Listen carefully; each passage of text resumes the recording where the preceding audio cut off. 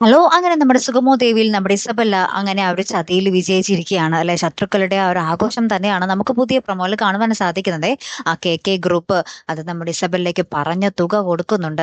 എന്നിട്ട് ഇസബെല്ല പറയുന്നുണ്ട്, ഇതൊക്കെ എളുപ്പമാണെന്നാണോ വിചാരം? എത്ര കഷ്ടപ്പെട്ടെന്നറിയോ? എന്നൊക്കെ ഇങ്ങനെ ഇസബെല്ല ഇങ്ങനെ വാചകം. അപ്പുറത്ത് നന്ദനാണെങ്കിൽ മുരളിയുടെ അടുത്ത് പറയുന്നുണ്ട്, ഇപ്പൊ എനിക്ക് സമാധാനേ, പക്ഷേ ദേവിയുടെ സമാധാനം ഇന്നത്തോടുകൂടി പോയി കിട്ടി എന്ന് പറയുകയാണ്. അപ്പൊ ദേവിക ഇങ്ങനെ ഭയങ്കര സങ്കടത്തിൽ നിൽക്കുന്ന ഒരു നിമിഷങ്ങൾ നമുക്ക് കാണുവാൻ സാധിക്കുന്നുണ്ട്. ഇനി കുറെ പേരുടെ ചോദ്യങ്ങൾക്ക് വേണം നമ്മുടെ ദേവി ഉത്തരം പറയാൻ, അല്ലെ.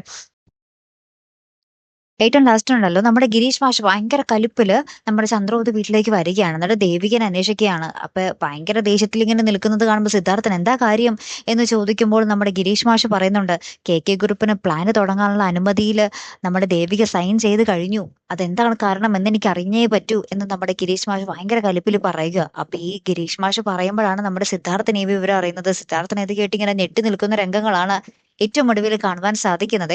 അപ്പൊ ഇനി എന്തൊക്കെയായിരിക്കും സംഭവിക്കാൻ പോകുന്നത്, അല്ലേ? കാത്തിരിക്കാട്ടോ. അപ്പൊ അടുത്തൊരു വീഡിയോയുമായി വരുന്നത് വരയ്ക്കും ഗുഡ് ബൈ.